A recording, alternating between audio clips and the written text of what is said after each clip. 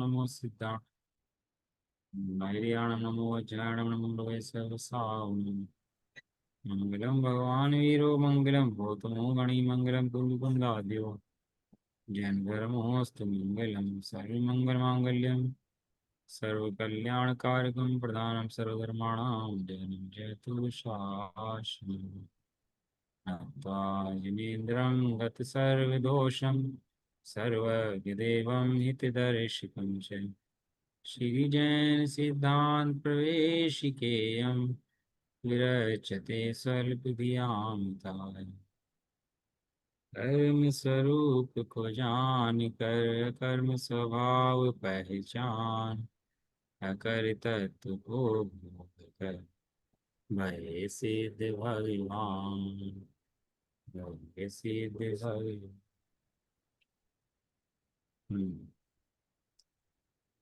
श्री जैन सिद्धांत प्रवेशिका ग्रंथ स्वाध्याय में चल रहा है अपना, और इसके अंदर अपन लोग पढ़ रहे हैं कर्मों का स्वरूप। तो कर्मों के स्वरूप के अंदर पढ़ रहे हैं अपन लोग आश्रव का भेद। आश्रव किसे कहता है? हम्म अपने घर में चूहे आ रहे हो तो छें को वहीं से अपन लोग परेशान है चूहों से। घर में चूहे आ रहे हैं तो क्या तरीका है चूहों को उसे बचने का? कि चूहे पकड़े छोड़ते रहो, छोड़ते रहो, छोड़ते रहो। कौन सा रास्ता है चूहों से बचने का?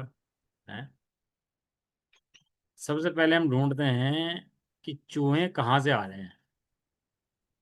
घर में कहीं छेद है, दीवार में कहीं छेद है, नाली में कहीं छेद है, तो पहले क्या करते हैं उस छेद को बंद करते हैं। और छेद को बंद करके फिर जितने घर में होते हैं पकड़ के छोड़ते हैं उनको। तो ऐसे ही ये कर्मों के आने का द्वार है। कर्मों का आने का द्वार क्या है? कि कषाय जो है वो कर्मों के आने का द्वार है। दुखी किससे है? जैसे चूहों से दुखी है, ऐसे ही जीव कर्म से दुखी है और चूहे से दोस्ती कर ले। जो चूहे आ रहे थे उनको ही पालने लगे, उनसे दोस्ती कर ले तो निकालने का उपाय करेगा उनका फिर? वो परेशान हो रहेगा उनसे, चूहों से उल्टा वो निकालने का उपाय तो करेगा नहीं।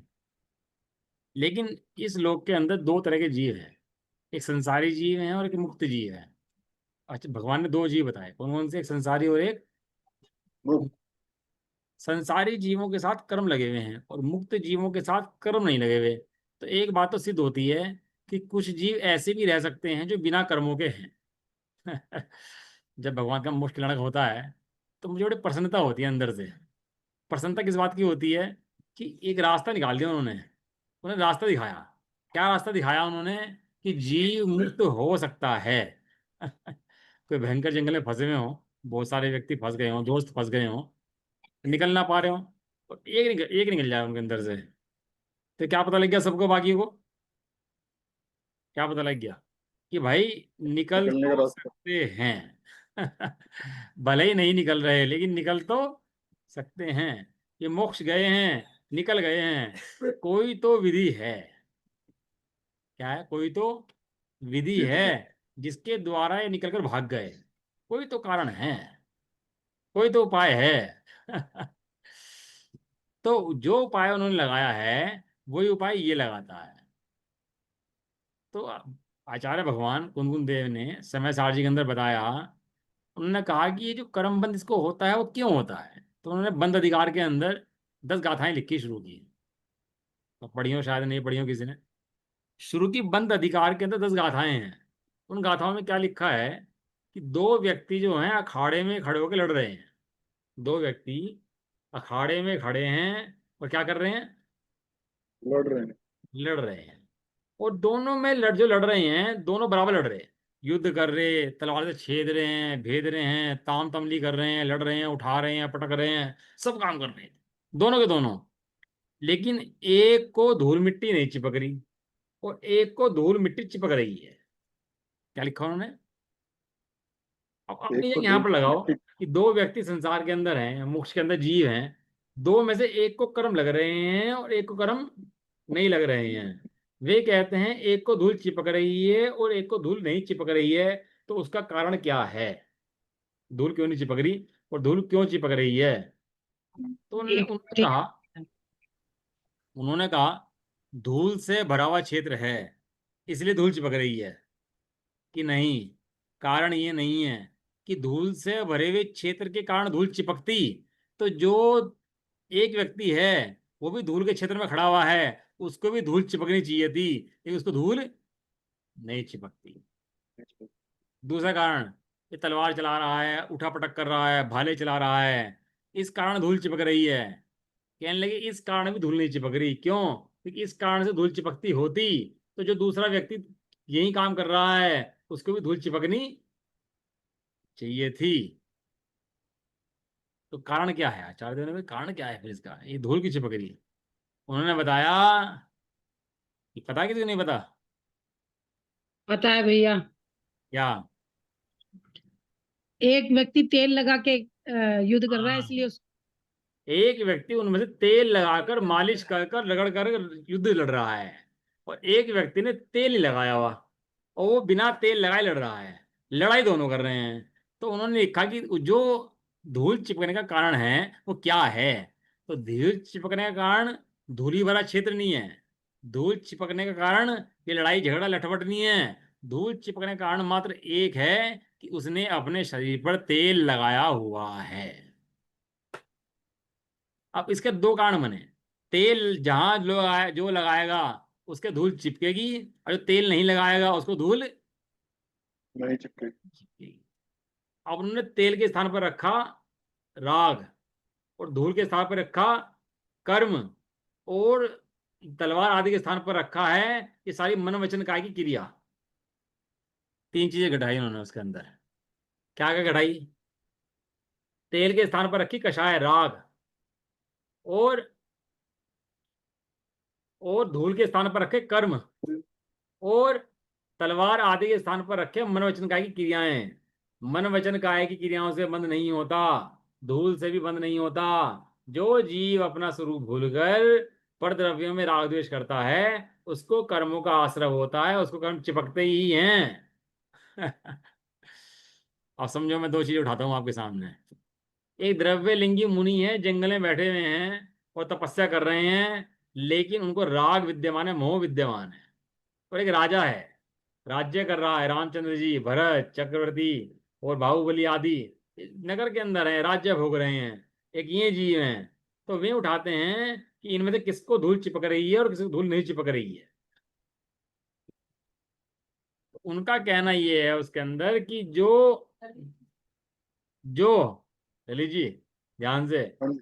जो राज्य कर रहा है, रामचंद्र जी, लक्ष्मण, ये रामचंद्र जी तलवार लेकर लड़ रहे हैं, सेना उड़ा रहे हैं, भरत बाहुबली में युद्ध चल रहा है, इनको कर्म का बंध नहीं हो रहा है। लेकिन ये जो द्रव्यलिंगी जंगल में बैठा हुआ है, पूर्ण नियम त्याग व्रत में दिखाई दे रहा है, इसको कर्मों का बंध हो हो रहा रहा है। है। क्यों? क्योंकि कर्मों का बंध मोह राग द्वेष से है। जहां जहां मोह राग द्वेष होंगे, वहां वहां संसार होगा, कर्मों का आश्रय होगा, सारे काम होंगे।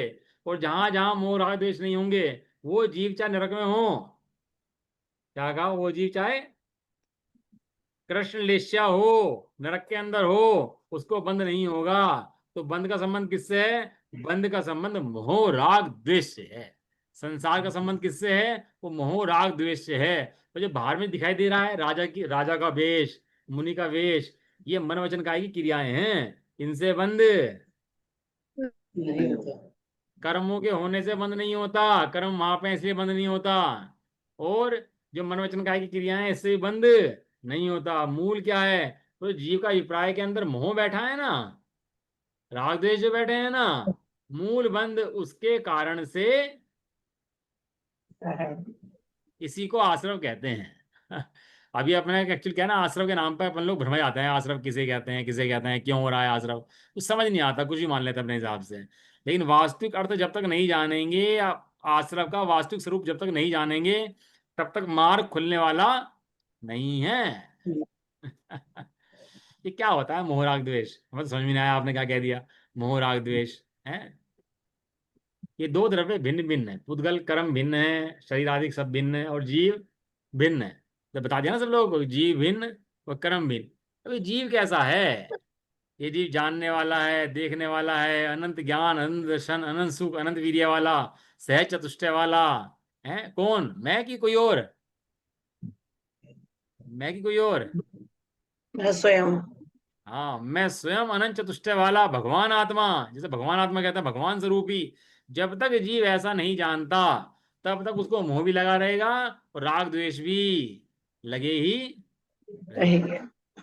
कषाय कितनी मंद कर ले, कितनी ही मंद कर ले, जब तक अपने को नहीं जानेगा तो कषाय का अभाव होगा नहीं। आज वो होता है ना, पेड़ जो होता है ना, ये जब उस पड़ता है ना, पतझड़ वगैरह पड़ती है, तो सूख जाते हैं पेड़, बिल्कुल बिल्कुल ऐसा हो जाता है, सूख के बिल्कुल एकदम पत्ता पत्ता अलग। ऐसा लगता है ना पेड़ सूख गया बिल्कुल, लेकिन जड़ नीचे रहती है उसकी। और पेड़ कैसा रहता है, बिल्कुल एकदम सूखा। और थोड़े दिन बाद जब बरसात लगती है तो क्या होता है, हरा भरा हो जाता है। वो हरा भरा क्यों हो गया, तो सूख गया था। ऐसे कहा पत्ते उसके उसके साफ नहीं मूल हटाने। में उसके उसके मूल में हाँ, पत्ते नहीं हटाने, उसका मूल हटाना है। मूल क्या है? अपने को ना जानना ही मोह का मूल है, संसार का मूल है, आश्रम का मूल है। यह है मूल कारण, जिस पे जीव की दृष्टि जाती ही नहीं है। अब समस्त जीव क्या है संसार के, या तो देह की क्रिया को धर्म मानते हैं। भाई अच्छा खिलाओ, अच्छा पिलाओ, सेवा करो, भगवान की पूजा करो, प्रसाद, जो भी जिसके मन में जो भी हो, शरीर की क्रियाएं। और बहुत सा शरीर क्रियाओं से हट करके मन की क्रियाओं पा जाता है। विचार अच्छे करो भैया, जिसके विचार अच्छे हैं वही भगवान है। विचार अपने खराब हो तो सब बेकार है। तो क्या करता है, विचार सुधारता है। लेकिन इन मन वचन काया की क्रियाओं से भिन्न शुद्धात्मा जो विराजमान है। कहाँ आवाज आ रही है? म्यूट कर दो। ये वीर म्यूट कर दो भाई। जो मन वचन काया की क्रिया से भिन्न जो शुद्धात्मा है, वो दृष्टि में जब तक नहीं आता, तब तक वो पेड़ फिर से हरा भरा हो जाता है। क्या मूल कारण, जो कर्म आ रहे हैं, कर्म कर्म से भरणाएं भरी हुई हैं, वह चिपक रही हैं जीव को। क्यों चिपक रही हैं? इसका मूल कारण क्या है? इसका मूल कारण जीव की अपने स्वभाव के संबंध में अज्ञानता है। अपने स्वभाव का ज्ञान नहीं होना है। देखो नाम दिया कर्म, ज्ञानावर्णी, दर्शनावर्णी। क्या नाम दिया? वर्णी। दो तरह के कर्म है, जिनमें आवरण नाम दिया और जिनमें आवरण नाम नहीं दिया। ज्ञानावर्णी है, दर्शनावर्णी है, लेकिन मोहनीय के अंदर आवरण नहीं है। और अंतराय के अंदर आवरण नहीं है। आयु नाम गोत्र वेदिनी में आवरण नहीं है। नहीं है। आयु नाम गोत्र वेदिनी में कहीं आवरण नहीं रखा, अंतराय में आवरण नहीं रखा। मोहनी तो उल्टा कर देता है, इसलिए आवरण नहीं कहते उसको। ज्ञानावर्णी, दर्शनावर्णी, ये दो से मार्ग निकलता है। ज्ञान देखे तो मार्ग निकलता है, ज्ञान स्वाभाविक देखे तो मार्ग निकलता है। क्यों? क्योंकि आवरण आया है, कुछ खुला हुआ है, कुछ ढका हुआ है, इसलिए उल्टा नहीं है। चलो आश्रव की परिभाषा शुरू करते हैं अपन लोग। आश्रव के बारे में समझ गया आप लोग? दो तरह का आश्रव होता है, द्रव्याश्रव, भावाश्रव। जीव परिणाम खराब करता है, भावाश्रव है, और उसके निमित्त से द्रव्याश्रव आते हैं। ठीक है ना, बराबर बात है ना? ये मोबाइल नहीं कहता तू मुझे देख, गंदी गंदी पिक्चर देख के अच्छी पिक्चर देख, मोबाइल नहीं कहता। और आंख भी नहीं कहती। ये जीभ कहती है मुझे मुझे खिला। ये नाक ने कभी डिमांड करी आ तो मुझे सूंघा। ये समय सारथी की गाथाएं हैं। वो सर्व विशुद्ध ज्ञान अधिकार है ना बात का, उसमें गाथाएं हैं। नाक नहीं कहती कि तू सूंघ, कान नहीं कहता तू शब्द सुन, और आंख नहीं कहती दृश्य देख। तो कौन करता है सब काम? ये कि अंदर बैठा हुआ जीव का राग परिणाम, अंदर बैठा जीव का राग परिणाम। राग ना हो तो कितनी भयंकर बात सुन ले। एक मुनिराज थे। मुनिराज क्या करे, उन्होंने काम सेवन के ऊपर शास्त्र लिखा। बड़ी आलोचना हुई नगर नगर के अंदर कि महाराज ने काम सेवन के ऊपर शास्त्र लिख दिया। महाराज ने, कोई बात है, ब्रह्मचारी महाराज और काम सेवन के ऊपर शास्त्र लिखे हैं। ये तो बड़ी आलोचना का विषय बन गया। राजा तक बात पहुंच गई। राजा ने कहा कि भाई दंड देंगे, ऐसा काम सेवन के ऊपर शास्त्र क्यों लिख दिया? तो उन्हें बुलाया वहां पर, पकड़ा के वहां पर नगर महल के अंदर। तो कहने लगा तुमने ये शास्त्र कैसे लिखा? कहने लगा हम वीतरागी हैं, इसे लिख दिया, हमें राग उत्पन्न नहीं होता। कहने लगा ये तो हम बात हमें समझ में नहीं आई। कहने लगा अभी समझ में आ जाएगी। उन्होंने, मुनिराज ने काम शास्त्र का वर्णन करना शुरू करा, कहना शुरू करा, काम की कथाएं कहनी शुरू करी। और कहते गए कहते गए कहते गए। और जितने वहां पर मंत्री थे, राजा थे, जितने लोग बैठे थे, सबके सब काम सेवन से मदोन्मत्त हो गए, जितने जीव बैठे थे वहां पर। और मुनिराज को रंच मात्र फर्क नहीं पड़ा, मुनिराज वहां से निकल आए और सब काम सेवन में, काम वासना में व्यस्त हो गए। वीतरागता में भैया बहुत ताकत है, वीतरागता में बहुत ताकत है। जरूरी नहीं है जैसे कर्म का उदय आए, जैसा ज्ञान में विषय बन जाए, वैसे परिणाम हमें करने पड़े। ये जीव की पराधीनता नहीं है। ज्ञान में आना मजबूरी नहीं है, ज्ञान में आना तो स्वभाव है। अब कोई कषाय बन जाती ना अपन लोगों को, तो अपन को बड़ा हटाओ हटाओ, ऐसा कषाय नहीं आने चाहिए, नहीं होने चाहिए। अरे तेरा स्वभाव है भैया, ये कषाय भी तेरे ज्ञान में झलकेगी। ये कषाय को प्रसिद्ध नहीं करती, ये कषाय तेरे ज्ञान को प्रसिद्ध करती है। क्या कहा? ये कषाय कषाय को प्रसिद्ध नहीं करती। कषाय किसको प्रसिद्ध करती है? ज्ञान को प्रसिद्ध करती है। कषाय ये ज्ञान है, तो इसलिए कषाय दिखती है। जैसी होती है वैसी दिखती है। जितनी होती है उतनी दिखती है। ये जीव अपने ज्ञान स्वभाव को भूल करके जो गेहूं में झपट्टे मारता है, गे लुप्तता करता है, गे आसक्ति करता है, इस कारण से इसको कर्मों का बंध होता है। ठीक है, इसी का नाम आश्रव है। आश्रव दुक्कार घनेरे। क्या शब्द है आगे? बुद्धिवंत तिन्हे निर्वेरे। बुद्धिवंत माने बुद्धिमान एक होता है बुद्धिहीन, एक होता है बुद्धिवान। हम वैज्ञानिक हैं बहुत बड़े भाई साहब, हम डॉक्टर हैं बहुत बड़े। कर्म कितने होते हैं भाई साहब? ये क्या होता है तो हमें पता नहीं। तो कह ले तो बुद्धिमान नहीं, तो बुद्धिहीन है। जिसे द्रव्य गुण पर्याय का नहीं पता, जिसे कर्मों का नहीं पता, संसार से निकलने की विधि नहीं पता, वो बुद्धिमान नहीं है। वो क्या है? वो बुद्धि। हीन है। इन आश्रव का स्वरूप जानकर बुद्धिमान जीव उनका निवारण करते हैं, शास्त्रों के द्वारा स्वरूप की पहचान करते हैं। तो सबसे पहला प्रश्न है, प्रश्न नंबर है अपना 292 में। 292 प्रश्न कहते हैं आश्रव किसे कहते हैं। नंबर पहले परिभाषा क्या है? आश्रव किसे आश्रव। कहते हैं? इसमें 6 डाला में, आप पढ़ लेना। 6 डाला की दूसरी डाल जो है वो इस 7 तत्वों को बताने के लिए ही है। देखो 7 तत्व मैंने पढ़ाया आपको, बहुत पढ़ाया। 7 तत्वों का सम्यक श्रद्धान ही मोक्ष का कारण है, सम्यक दर्शन है। और इनका विपरीत श्रद्धान ही क्या है? संसार का, कुल कारण है। संसार का कारण है। जीव अजीव आश्रव वंश संवर्ण निजरा मोक्ष, इनको उल्टा सीधा मान लो तो संसार हो जाएगा, वो सही सही मानो तो मोक्ष हो जाएगा। जीव को जीव जानो, अजीव को अजीव जानो, आश्रव को आश्रव जानो, बंद को बंद जानो, संवर को संवर जानो, निर्जरा को निर्जरा जानो, और मोक्ष को मोक्ष। ये 7 तत्व हैं, है तो है। इनको जैसा जो का तो श्रद्धान, जो का तो श्रद्धान करेगा उसको सम्यक दर्शन होगा, और जो का तो श्रद्धान नहीं करेगा उसको सम्यक दर्शन नहीं हो पाएगा। इसे पहली परिभाषा, आश्रव किसे कहते हैं? तो ठीक है, बंध के कारण को आश्रव कहते हैं।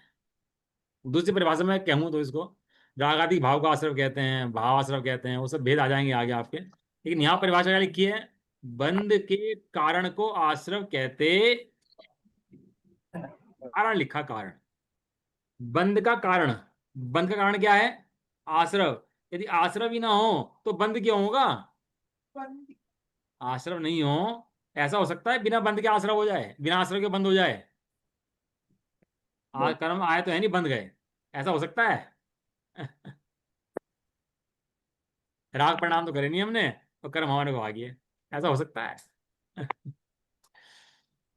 ऐसा नहीं हो सकता।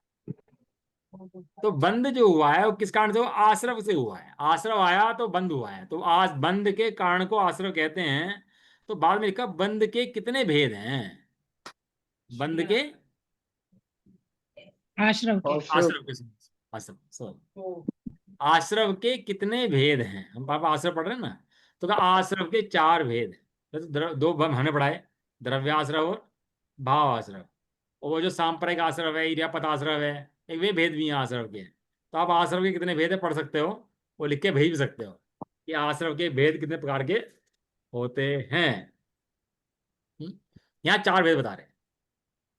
द्रव्य बंध का निमित्त कारण, द्रव्य बंध का उपादान कारण, भावबंध का निमित्त कारण और भावबंध का उपादान का उपादान कारण। उपादान। बहुत सारे शब्द इसके अंदर आगे नए नए, आप लोग सोच रहे होंगे पर शब्द कैसे हैं, हमें समझ में नहीं आते।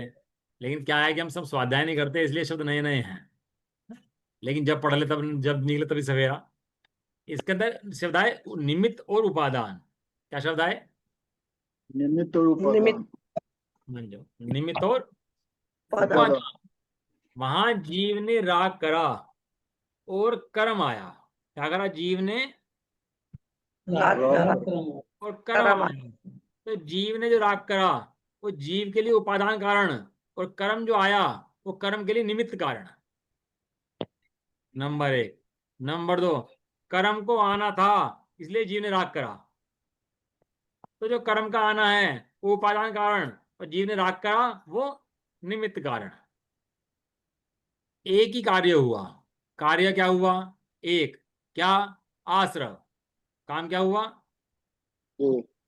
एक। क्या हुआ? निमित्त और उपादान। आश्रव। आश्रव में दो भेद लगाए मैंने, द्रव्य आश्रव, भाव आश्रव। द्रव्य माने कर्मों का आश्रव, और भाव आश्रव माने जीव के रागादिक परिणाम। बराबर बात है। तो जो द्रव्य आश्रम है उसमें दो चीजें लगेंगी, निमित्त और उपादान। क्या लगेगा? निमित्त और। उपादान। उपादान। और जो किस पे लगाए? द्रव्य पे। और भाव पे लगेगा, भाव पे दोबारा दो चलेंगी, निमित्त और उपादान। हाँ, निमित्त और उपादान। उपादान। बच्चे ने गलती करी, मम्मी ने चाटा मारा, उपादान कारण। बच्चे का गलती करना उपादान कारण, तो मम्मी का चाटा मारना निमित्त कारण। निमित्त कारण। लेकिन मम्मी को चाटा मारना था इस समय पर, तो मम्मी का चाटा मारना उपादान कारण, और बच्चे का गलती करना निमित्त कारण। निमित्त कारण। इस तरह से दोनों आपस में घटेंगे, क्रॉस घटेगा इनके अंदर आपस में ना, इस तरह से। आश्रव के चार भेद हैं, द्रव्य बंध का निमित्त कारण, द्रव्य बंध का उपादान कारण, भाव बंध का निमित्त कारण, और भाव बंध का उपादान। भाई लग रहा है ललित जी? भाई लग रहा है क्या आपको? शक्ल से आपको लग नहीं, रहा है भाई लग रहा है आपको आज थोड़ा सा विषय एक बार उपादान का अर्थ बता दो। है। उपादान का अर्थ बता दो। हाँ बड़ा। अब मैं दोनों का अर्थ बताता हूँ आपको। उपादान की परिभाषा भी बता रहा हूँ और निमित्त की वही परिभाषा बता रहा हूँ। उपादान माने जो स्वयं कार्य रूप परिणमे उसको उपादान कारण कहते हैं। जो स्वयं जो कार्य जो रूप स्वयं परिणमे उसे कार्य उपादान रूप कारण परिणाम कहते हैं। निमित्त कारण जो स्वयं कार्य रूप तो ना परिणमे, लेकिन कार्य की उत्पत्ति में अनुकूल होने का आरोप जिस पर आ सके उसे निमित्त कारण कहते हैं। जैसे कुम्हार ने घड़ा बनाया। क्या बनाया कुम्हार ने? घड़ा। घड़ा। घड़ा कुम्हार ने बनाया कि मिट्टी ने बनाया? मिट्टी ने। उपादान कारण हो गई। मिट्टी है उपादान कारण। यदि उपादान नहीं हुआ तो घड़ा बन पाएगा क्या? नहीं बन पाएगा क्योंकि लेकिन निमित्त कारण कौन है उसके अंदर? निमित्त कारण है हाँ। कुम्हार। समझ में आया? वहां जो कुम्हार ने अपने हाथ पैर चलाए, ऐसे ऐसे हाथ पैर करे, ऐसे ऐसे करे, वो कुम्हार के उपादान कारण। और मिट्टी का घड़ा बनना वो निमित्त कारण। और समझ में आई? चार चीजें नहीं आई? महिला ने रोटी बनाई। महिला ने क्या बनाई? रोटी। रोटी। रोटी। रोटी बनाई। बनी क्या है? रोटी बनी। रोटी। दो काम हुए, एक तो महिला के हाथ पैर चले, और दूसरा काम रोटी बनी। रोटी बनी। दो काम हुए ना। अब दोनों की अपेक्षा देखते हैं। वहां रोटी है उपादान कारण, और महिला है। निमित्त कारण। निमित्त कारण। लेकिन महिला के हाथ पैर चले, वो महिला के खुद के हाथ पैर चलना वो है वो महिला का उपादान कारण, और रोटी का बनना क्या है? निमित्त कारण। कारण। वो उसके अपेक्षा निमित्त है और उसके अपेक्षा निमित्त है। हमें लगता है कि निमित्त एक दोनों होता एक है। दूसरे दोनों एक दूसरे के लिए निमित्त है। दोनों उपादान है और दोनों निमित्त हैं। अभी तक हमने पढ़ा था कि निमित्त तो भैया जो दूसरा होता है निमित्त होता है, लेकिन वो उसके लिए दूसरा है और उसके लिए दूसरा है। मतलब अपेक्षा लगेगी, अब उस अपेक्षा से वो निमित्त है, उस अपेक्षा से वो कारण है। एक आदमी बैल ले जा रहा है, पकड़ करके रस्सी गले में बांध रखी है, बैल को ले जा रहा है। बताओ, आदमी बैल को ले जा रहा है कि बैल आदमी को ले जा रहा है? यह दोनों एक दूसरे को ले जा रहे हैं। अपेक्षा से देखो ना, अपेक्षा से। अब देखो तो कितनी अपेक्षा कटेंगी इसके अंदर। सुनो अपना अपेक्षा। काम खुद करो। आदमी बैल को ले जा रहा है, बैल आदमी को ले जा रहा है, ना आदमी बैल को ले जा रहा है, ना बैल आदमी को ले जा रहा है, आदमी आदमी में जा रहा है और बैल बैल में जा रहा है। दोनों काम स्वयं कर रहे हैं अपना अपना।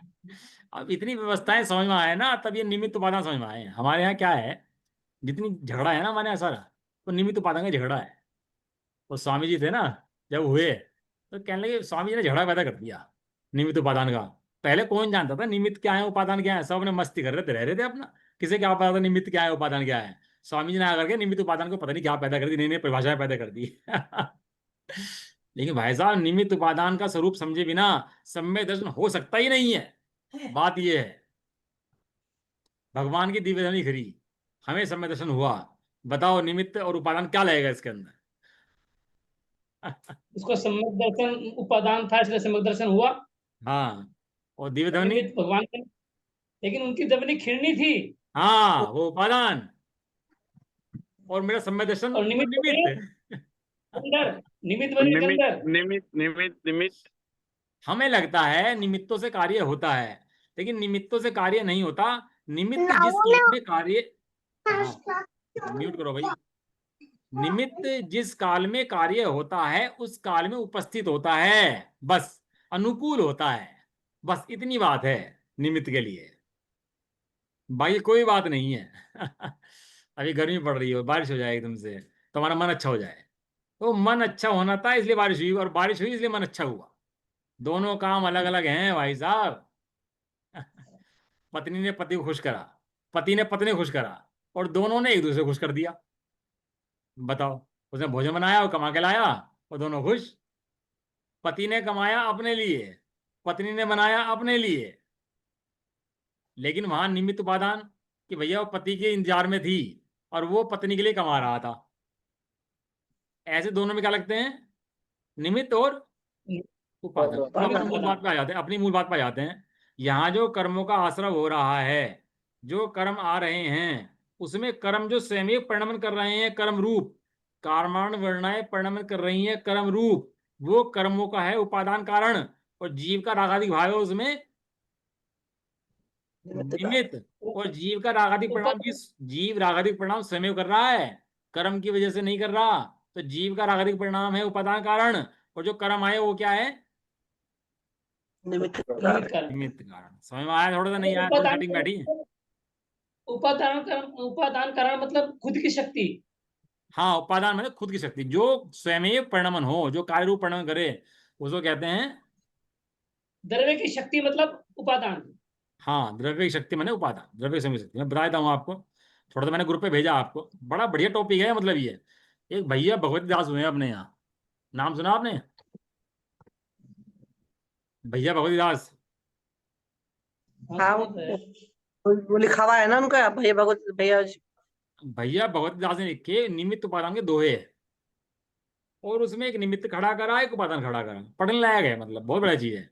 वो निमित्त कहता है मैं कार्य करता हूँ, दिव्य धवरी ना खिड़ती तो लोगों का उपकार कैसे होता। तो उपकार, उपादान कहता है अगर जीव ही ना होता तो दिव्य ध्वनि क्या करती। आज हो सकता है घर में औरत ना हो, महिला ना हो, और भूख लग रही हो, तो खाना रोटी बनानी हो, तो आप उसको ना आटे के कुछ ही बना लोगे, पकौड़े बना लोगे, पूड़े बना लोगे, कुछ ही बना लोगे बिना महिला के भी, लेकिन आटा होना जरूरी है। अगर आटा ना हुआ तो फिर पेट नहीं भर सकता। इसलिए उपादान मुख्य है और निमित्त कारण अपेक्षा से कहा जाता है। बराबर कहते हैं। देखो मैं बता रहा हूँ उपादान की शक्ति क्या क्या होती है, थोड़ी सी पढ़ा रहा हूँ आपको, 5-7 मिनट के अंदर पढ़ जाएंगे, क्लास पूरी हो जाएगी आपकी। ठीक है ना, सामने दिख रहा है आप लोगों को।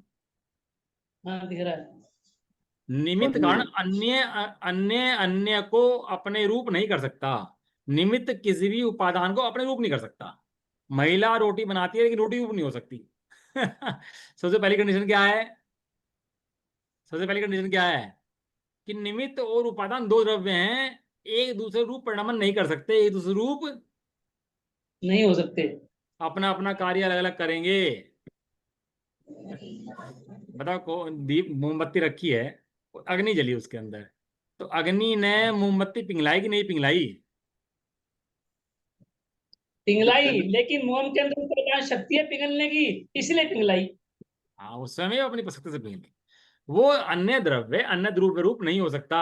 ये निमित्त और उपादान दो द्रव्य हैं। कितने द्रव्य हैं निमित्त उपादान? दो। दो द्रव्य। और हमने पढ़ा था एक द्रव्य दूसरे द्रव्य रूप नहीं परिणमता। ये कौन शक्ति है? कौन सा भाव है? अभाव। अभाव पढ़ा था ना, अभाव कौन सा है? अनन्य भाव। हाँ, बहुत बढ़िया ललित जी, बहुत बढ़िया, अन्योन्य भाव। और शक्ति को गुण कौन सा है?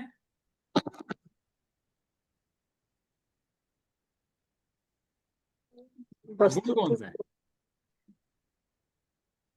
गुण है, बताओ भाई, पढ़ लिया तो सब। वस्तु नहीं, ये बोल रहे हैं नहीं आचार्य नहीं जी नहीं महाराज। नहीं नहीं अगरु लघुत्व गुण है। नहीं नहीं एक द्रव्य दूसरे द्रव्य रूप नहीं परिणमता। याद आया नहीं आया? हाँ, ए गुरु लघु, ए गुरु लघु, हाँ, ए चलो गुरु आगे। लघु। अन्य स्वयं अन्य रूप नहीं हो सकता। अन्य तो अन्य रूप नहीं हो सकता। और खुद भी चाहे अन्य रूप होना तो हो सकता है क्या? अभी हमारे आकार प्रकार जो है आत्मा के प्रदेश कैसे हैं? शरीर जैसे। और शरीर के कैसे हैं? आत्मा जैसे। दोनों के एक से है ना बिल्कुल। इस उंगली के क्षेत्र में जितनी बड़ी उंगली है उतने क्षेत्र में जीव है कि नहीं है? बिल्कुल है। ये ये दोनों एक एक रूप हो सकते हैं क्या? आप एक आकार तो है लेकिन एक रूप हो सकते हैं दोनों बदल करके। तो कह रहे अन्य स्वयं अन्य रूप नहीं हो सकता। ये मैं जो पॉइंट भेजे ना आपको, आप पढ़ना, आपको मजा आ जाएगा। अगर जिस दिन निमित्त उपादान समझ में आ गया ना, उस दिन सारे मार्ग खुल जाएंगे। ज्ञान वाला आत्मा अलग और बाकी सारे कार्य अलग। कल अब मैं आपको कल ही जान रहा हूँ। शास्त्र में पढ़ रहा था, कल ही अध्याय पढ़ रहा था, उसमें था सूरज निकलता है तो कमल खिलता है। कल ही चल रहा था भाई, हाँ, निमित्त उपादान का। देखो, बहुत बड़े था। बहुत मतलब विषय ही यही है पढ़ने का, और कोई विषय है ही नहीं है। मैंने धन कमाया, मैंने खाया, खाने से पेट भर गया और ऐसा हो गया, सब निमित्त का कथन है जिनको उपादान समझते हैं हम। आपने अभी क्लास में ये कहा है कि एक द्रव्य दूसरे द्रव्य रूप नहीं होता, ये कौन सा भाव है? ये अत्यंत अभाव है, हाँ। एक द्रव्य दूसरे द्रव्य रूप नहीं होता, ये कौन सा अभाव है? आपने अभी पूछा है ना ये। तो हाँ, आंसर आया अन्योन्य भाव। नहीं अत्यंत अभाव। तो नहीं आप नहीं, तो अभी अगुरु लघु, अन्योन्य भाव कह रहे नहीं हैं। अत्यंत अभाव। अगुरु लघु, अगुरु लघु। नहीं है, गुण हो गया। भाव भाव के अंदर अत्यंत अभाव। चलो, निमित्त किसी में अनहोनी शक्ति उत्पन्न नहीं कर सकता। मास्टर चाहे बेवकूफ बच्चे के दिमाग में घुसाना, तो घुसता है क्या? नहीं उसका। निमित्त किसी में अनहोनी शक्ति उत्पन्न नहीं कर सकता। ऐसा नहीं हो सकता कि निमित्त हो और कार्य हो जाए। उपादान होगा तो कार्य हो जाएगा, लेकिन निमित्त हो और कार्य हो जाए जरूरी नहीं है। नहीं अब वो एकलव्य था ना, द्रोणाचार्य की मूर्ति रख ली उसने। निमित्त सामने कौन था उसके? गुरु नहीं था सामने, गुरु की मूर्ति। और उस गुरु की मूर्ति से सीख गया वो। अब बताओ, निमित्त बदल गया लेकिन उपादान में योग्यता थी कि नहीं थी? समझो आगे। स्वभाव दूसरे की अपेक्षा नहीं रखता। जिसे कार्य करना हो वो कर ही लेता है। दूसरे की अपेक्षा नहीं होती। निमित्त हो तो हो जाए और नहीं हो तो ना हो। नहीं हो। परिणमन करना द्रव्य का स्वभाव है, और परिणमन जो करता है वही उसका उपादान कारण है। अच्छा, यहाँ एक उपादान क्वेश्चन उठता है, नवीन भाई, एक क्वेश्चन उठता है यहाँ कि बिना निमित्त के भी कार्य हो जाता है। बिना निमित्त के, देखो 5 समवाय होते हैं। 5 समवाय माने 5 समवाय होंगे होंगे। पुरुषार्थ, निमित्त, कालब्धि, होनहार, उपादान, ये होंगे ही होंगे। यदि 5 चीजें नहीं हुई तो काम नहीं नहीं, होता। उसके अंदर निमित्त भी है। अच्छा अच्छा, नहीं, यह लिखा ना, स्वभाव दूसरे अपेक्षा नहीं रखता, स्वभाव हाँ, दूसरे स्वभाव की दूसरी अपेक्षा अपेक्षा नहीं मतलब रखता। परिणमन के पर की अपेक्षा नहीं रखता, लेकिन वो स्वभाव का जो कार्य होगा उसके अंदर परिणमन होगा, और परिणमन के अंदर कोई निमित्त भी होगा। सम्यक निमित्त दर्शन भी के 2 हो। भेद पढ़ाए थे आपको, निसर्गज और अधिगमज पढ़ाए थे ना। हम्म जब भी बाहर में कोई सम्यक दर्शन आदि किसी को होंगे, तो बाहर में निमित्त कोई ना कोई जरूर होगा। देव होंगे, शास्त्र बिल्कुल। होंगे, गुरु होंगे।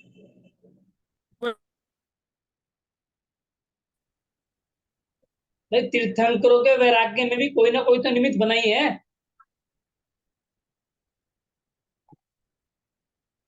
आवाज नहीं आ रही।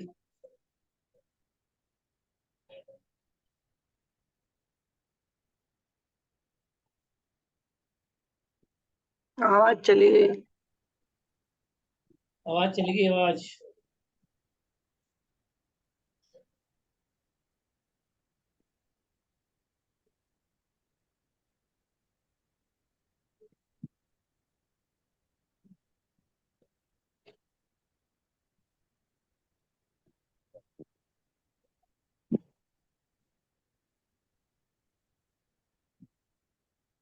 आ रही है बाबा? हाँ, आ रही है। अब आई अब आ है। रही है। अब मेरे ख्याल से चैप्टर आज पूरा हो नहीं पाएगा क्योंकि टाइम भी आपका हो गया। देखो, निमित्त तो बदल जाएंगे, निमित्त अनेक होंगे, लेकिन उपादान में स्वयं की योग्यता नहीं होगी तो कार्य नहीं हो सकता। और उपादान में योग्यता होगी तो निमित्त कहीं से ढूंढ लाएगा। लेकिन निमित्त तो होगा निमित्त कि को जरूर, उपस्थित होना पड़ेगा। निमित्त होगा जरूर। आज ललित जी के क्वेश्चन चेहरे पे ना क्वेश्चन मार्क लगा हुआ है। मुझे लग रहा है ललित जी को समझ मार्क कम आ रहा है आज, है ना? नहीं नहीं आ रहा है। तो विषय बहुत इंपॉर्टेंट है। फिर देखो ऐसा, आएगा। एक बार फिर रिपीट होगा ना, फिर आ जाएगा। कोई नहीं, आप समझो, ये 2 दिन चलाओ 3 दिन चलाओ, मुझे कोई दिक्कत नहीं है। लेकिन ये विषय स्पष्ट होना जरूरी है। ये शरीर है, क्या लग रहा, एक शरीर है। इसमें परमाणु है बहुत सारे, अनंत परमाणु चिपके हुए हैं आपस में एक दूसरे से। लेकिन परमाणु परमाणु परमाणु अलग अलग है कि नहीं है? सब और अलग अलग चिपका हुआ है। भी है एक दूसरे से, और चिपका हुआ तो अलग हो जाएगा। लेकिन हमें क्या लगता है, सारा मिलकर शरीर एक, भैया इसने मेरा नाम खराब कर दिया, मैंने पैसे कमा लिए, मैंने नुकसान कर दिया। ये लगता है कि सब काम हो रहा है, या कुछ भी नहीं हो रहा।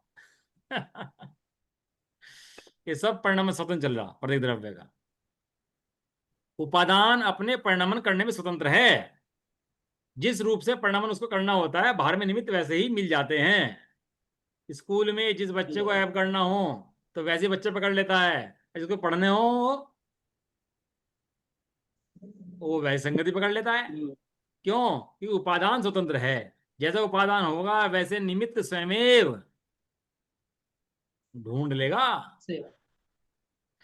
धर्मात्मा जीव धर्म के ढूंढ लेंगे, और जो पापी जीव हैं ये पाप के ढूंढ लेंगे। 2 मित्र होते हैं ना, एक दिन के मित्र होते हैं, एक रात के मित्र होते हैं। तो दिन के मित्र कौन से होते हैं? जो पूजा करते हैं, प्रचार करते हैं, धर्म की बातें करते हैं। रात के मित्र चले जाते हैं शराब पीने के लिए। चलो, निश्चय से कारण व कार्य में अभेद है। जो कार्य होगा वही कारण होगा उसका। निमित्त कारण तो कहा जाता है क्योंकि उत्पत्ति का अनुकूल होने का आरोप उसके ऊपर आता है। लेकिन वास्तव में जहां कार्य हुआ वही कारण है। जहां कार्य हुआ वही करो। वही कारण है। अब जीव में राग हुआ, क्या अगर हुआ? कोई जीव को, कार्य होगा तो कारण जरूर है। जीव को राग हुआ। जीव को राग हुआ तो निम कर्म कारण नहीं है। कौन कारण है? स्वयमेव जीव ही उसका कारण है, क्योंकि जहां कार्य होता है वहीं कारण भी जरूर होता है। वही होता है। अब आप पढ़ना आध्यात्म की राम, उसके अंदर इसका पकड़ बहुत दिया। जहां गुस्सा आ रहा है ना आपको, वो गुस्से का कारण कर्म नहीं है, वो गुस्से का कारण स्वयं जीव है। तुझे क्रोध क्यों आया? तो पढ़ना आध्यात्मिक राम के अंदर, हो सकता है मुझे टाइम मिला तो थोड़ा सा निकाल कर पढ़ा भी सकता हूँ आपको। ये बहुत बढ़िया विषय है वो, उसका भी। कहाँ क्रोध होता है, क्यों होता है, कर्म कारण होता है कि नहीं होता है, सब है उसके अंदर। अब समय तो का हो गया है ना, अब बाकी कल पढ़ते हैं इनको। और थोड़ा आध्यात्मिक राम का पढ़ाऊंगा, थोड़ा सा आपको ना 1-2 स्टेज पढ़ाऊंगा उसके। तो उसमें आपको निमित्त और उपादान का विषय बहुत स्पष्ट होगा कि निमित्त क्या है और उपादान क्या है। निमित्त भी होता है, निमित्त की महिमा भी होती है। डॉक्टर ने इलाज करा तो डॉक्टर ने इलाज किसका करा? किसी मरते हुए करा कि जीते हुए करा? है, कोई मरा हुआ व्यक्ति लिया हॉस्पिटल में, डॉक्टर जिंदा कर देगा उसको? नहीं कर सकते। जिंदा होना चाहिए, और जिंदा में के अंदर भी सही होने की शक्ति होनी चाहिए, तब वो डॉक्टर इलाज करता है। और जब डॉक्टर इलाज कर देता है तो डॉक्टर हाथ जोड़ता है, डॉक्टर साहब आपने बचा लिया। क्या कहता है डॉक्टर साहब? आपने बचा लिया। आपने बचा लिया। लेकिन भाई साहब, तेरी खुद की शक्ति ना होती तो तू कैसे बचता? वहां निमित्तों की महिमा तो आती है, बात बराबर है। लेकिन निमित्त ताड़ देंगे ऐसा नहीं है। ऐसा कहा तो जाता है, लेकिन ऐसा है नहीं। नहीं। भगवान ताड़ देंगे ऐसा कहा तो जाता है, कि भगवान ताड़ेंगे नहीं, तुझे अपनी स्वयं की समझ से ही तिड़ना पड़ेगा। लेकिन वहां बाहर में निमित्त भगवान आदि होते हैं, शास्त्र होते हैं, साधर्मी होते हैं, तो उनकी भी विनय आदि होती है, बात बराबर है। लेकिन श्रद्धान में क्या होता है, इसने तारा नहीं है। एक टीचर था, उसने अच्छा पढ़ा दिया, अच्छा पढ़ा के पास हो गया, फीस ले ली अपनी टीचर ने। और जब भी वो स्टूडेंट जाए, वो मास्टर एहसान जताए उस पर, अरे मैंने पढ़ाया था ना, तो निकला भाई तू, नहीं तो पास नहीं होता। कि गुरुजी बिल्कुल ठीक बात है आप। अगले दिन फिर मिला, मैंने पढ़ाया ना इसलिए पास हुआ, नहीं तो पास होने वाला नहीं था। 1 दिन हो गए, 2 दिन हो गए, 3 दिन हो गए, 4 दिन हो गए, कब तक सुनेगा वो? अब क्या कहेगा, मास्टर जी क्लास में 100 बच्चे थे, 10 पास हुए और 90 फेल हुए। तो यदि 10 पास होने का जिम्मा तुम्हारा है, तो 90 का फेल होने का जिम्मा भी हमारा ही। तुम्हारा ही है। 90 की जिम्मेवारी तुम्हारे सिर पे ही है, सारा का सारा तुम्हारे सिर पे बोझ रखा हुआ है। तो इसलिए निमित्त होते हैं, निमित्तों की महिमा होती है। लेकिन निमित्त उदासीन होते हैं बस ऐसे ही है। और उसके अंदर आगे बहुत अच्छा पकड़ आएगा कि धर्म आदि द्रव्य जो है ना, वे भी उदासीन निमित्त कहा उनको। ये धर्म द्रव्य चलने में सहायक है कि नहीं है अपन लोगों के? अपन लोग चलते हैं, हाँ जी। तो क्यों चलते हैं? क्योंकि धर्म द्रव्य है ना, यहाँ पर ऐसे चल पाते हैं ना। चलते हुए को चलने में सहायक है। वहां खुद लिखा चलता उदासीन। उदासीन, ये जितने भी निमित्त होते हैं ना, सब उदासीन ही होते हैं उपादान की अपेक्षा। और अपने उपादान की अपेक्षा अपना कारण स्वयं होते हैं। चर्चा करेंगे कल अपन लोग इसकी। और निमित्त उपादान 2-3 क्लास में समझेंगे अपन इसको, है ना। चलो, निज निधि निज में बताई। यह अनंत उपसारे है, इसके लिए जिन वाणी माँ को वंदना शत बार है। नवाणोकार में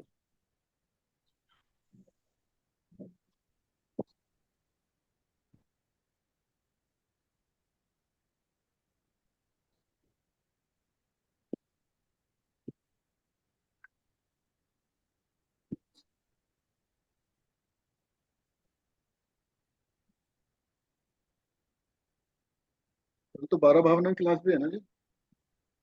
अरे हाँ भाई, नाम लिखवा दो अपने 12 लोग फटाफट। तो क्योंकि आप तो भेज रहे हैं ग्रुप पे, ये नाम लिखवाओ कौन सी भावना के ऊपर बोलेगा। फटाफट नाम लिखाना शुरू कर दो। आ जाओ, पेन लेने आ जाओ। कल गोष्ठी है 12 भावना के ऊपर। और मुझे नाम लिखवाओ भाई, कौन सी भावना के ऊपर बोल रहा है। क्योंकि वहाँ तो आप ग्रुप पे लिख नहीं रहे हो, भेज नहीं रहे हो। तो बताओ कौन सी भावना के ऊपर है। बोलो जी नाम फटाफट। पहला तो मेरा जी, पहला तो मेरा है। पहला आपका है, ललित जी।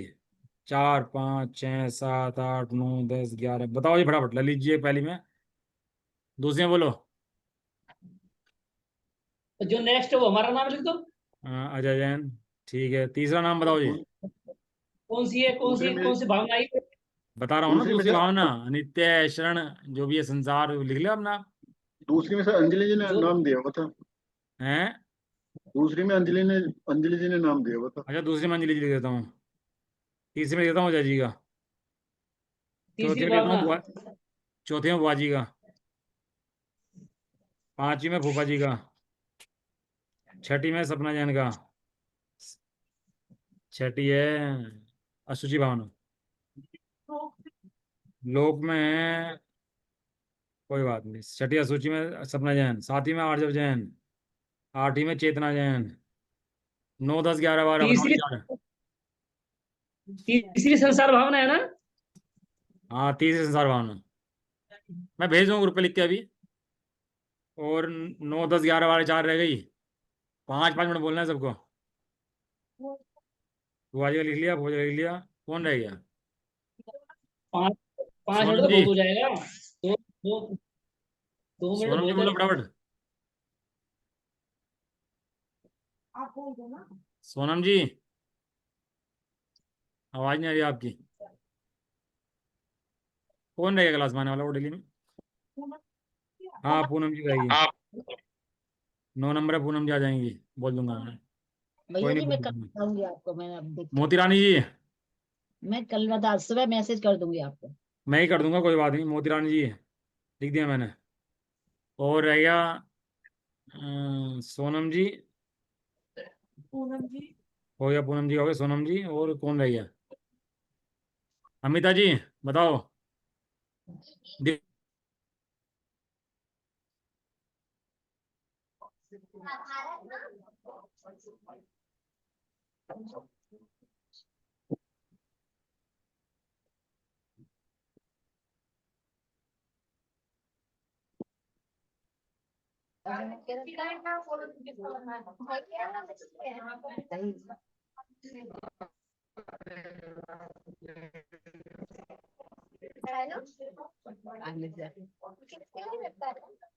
मम्मी ने रखा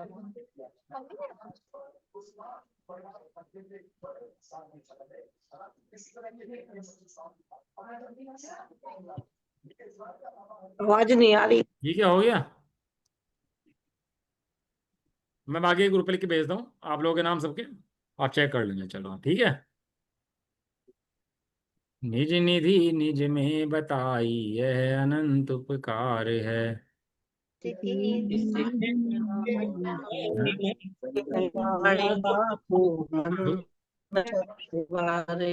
नौड़ों काम हो गया। जी। जय बोलो तो मणि माता हो की, गया था। जय हो। महान जैन धर्म की। जय हो। हो गया। एक साथ बोलिए। जय हो। सभी को जय जिनेंद्र, जय सभी को जय जिनेंद्र, जय जिनेंद्र सबको। सिंहासन